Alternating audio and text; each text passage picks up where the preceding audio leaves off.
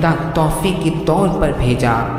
आपने कबूल फरमाया, उसे पिंजरे में बंद कर दिया और कुछ मुद्दत अपने पास रखकर एक दिन उसे आज़ाद कर दिया।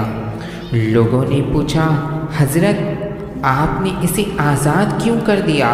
तो फरमाया, मुझे उस परिंदे ने बड़ी मिन्नत से कहा था कि ऐ जुनैद, अफसोस तू तो अपने दोस्तों के साथ मुलाकात का लुत्फ़ उठाए और मुझे मेरे दोस्तों की मुलाकात से यूं दूर रखे और पिंजरे में बंद रखे।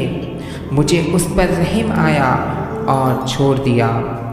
उड़ते वक्त वो कहने लगा कि परिंदा या जानवर जब तक ज़िक्र अल्लाह में मसरूफ़ रहता है आज़ाद रहता है, और जहाँ उस पर गफलत तारी होती